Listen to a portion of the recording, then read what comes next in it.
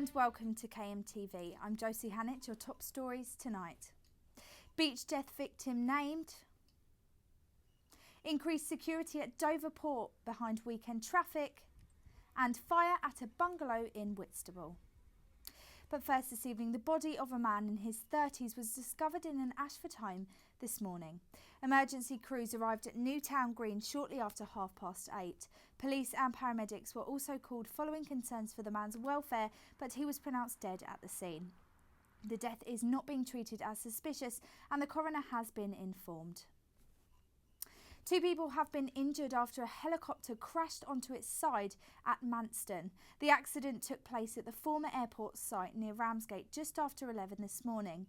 A woman and a man were both taken to hospital in Ashford, but their injuries are not life-threatening. The woman suffered arm injuries and the man sustained a minor head injury when police, 2 ambulances and firefighters were called to the scene. The helicopter is said to have been hovering close to the ground when it came down and landed on its side. A young man whose body was found in the water at Camber Sands yesterday has been named. 19-year-old Gustavo Silva de Cruz, originally from Brazil, was pronounced dead just before 6:30 yesterday evening. Rescue teams from the RNLI and police were called to the beach just off the Kent border after he and 2 other swimmers got into trouble in the water. They were rushed to the William Harvey Hospital in Ashford and are in a critical but stable condition. Gustavo was later found dead. Police are not treating it as suspicious as it's believed he drowned. A fundraising page has been set up to help the family send Gustavo's body back to Brazil.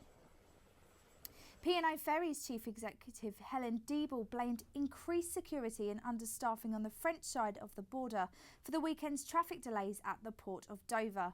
On Friday and Saturday, more than 250,000 motorists found themselves stuck in traffic queues for up to 12 hours in the town. France had stepped up its border control security after a terror attack in Nice killed 84 people less than 2 weeks ago. But the Port of Dover revealed that overnight on Friday and Saturday, only 3 of 7 French border control booths were working during the long delays of traffic getting into the port. Not surprisingly, drivers stuck in the horrendous backup were not pleased with the situation. It's been an absolute nightmare. When we came down the M2 from the M25, we started getting caught in traffic there. Absolutely beggars belief that the country can be held like this on one of the busiest days in the year when the school holidays have started.